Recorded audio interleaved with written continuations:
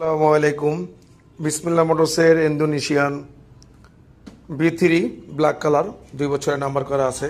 এটা মাত্র 18,000 কিলো চলছে।